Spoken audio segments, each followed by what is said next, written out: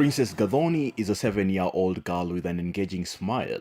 She's small for her age, and more profound is her inability to control her body movements, posture, balance, and even doing simple things like holding onto something. By this age, a child should be able to talk, run around, start going to school, and generally have more independence from family.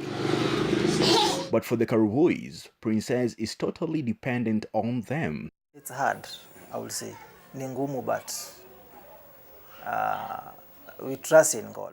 Princess has cerebral palsy, a neurological disorder that appears in infancy or early childhood. Cerebral palsy is caused by a lesion that affects the brain before the brain matures.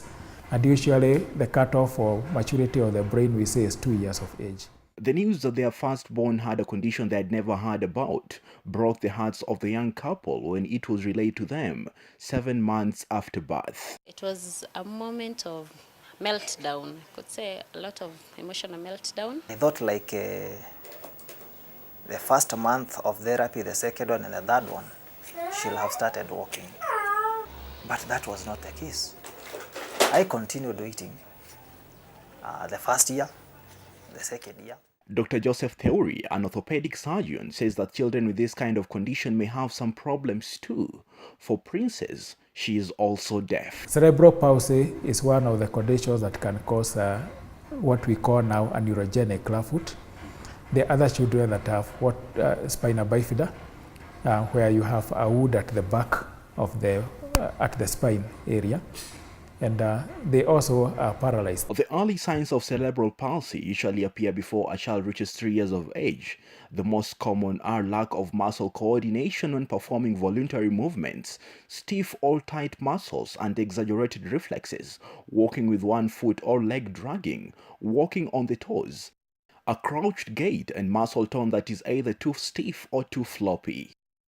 There is no known cause for cerebral palsy. Anyone can get it, but it can be attributed to some factors. So infections of the brain are a major cause, especially in our setting, just because in the African setting there is quite a lot of infectious diseases as opposed to the developed world. There are several types of cerebral palsy with many variations. No two people with disability will have it in the same exact way. Severity.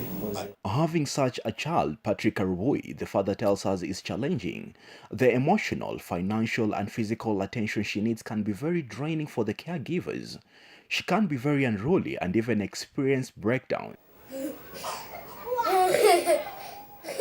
Cerebral palsy is one of the most common disorders in children and occurs at a rate of 2 to 2.5 per 1,000 live births. Affecting about 17 million people worldwide and no cure on the horizon, there is hope as there are ways on how to reduce this ever-growing number. If mothers are able to deliver in the hospital, in a well-equipped hospital, that particular child will have a lesser chance of developing cerebral palsy. In addition to this burden, stigma still remains to be the biggest challenge parents to children with this condition have to overcome. Hatupatangi watoto kama hao. Now you see that's now the side of the father. Sisi hatupatangi watoto kama hao. So where do they come from? And the wife will say hata sisi hatupatangi watoto kama hao. Get them understand that this child is not because of me. It's her. It's not us as a couple. The Caribbeans believe stigma and prohibitively high cost of therapy has contributed to lack of facilities friendly to patients of cerebral palsy, and even where there are facilities, patients miss out on them. We got overcharged just because she had a condition. We started thinking now, what do we do? And we came up with a plan to start a daycare. In this month of March, we can educate, volunteer, and get to know others with cerebral palsy. Green is the color for cerebral palsy awareness, so you should wear green on more than days. Gor Mahia play.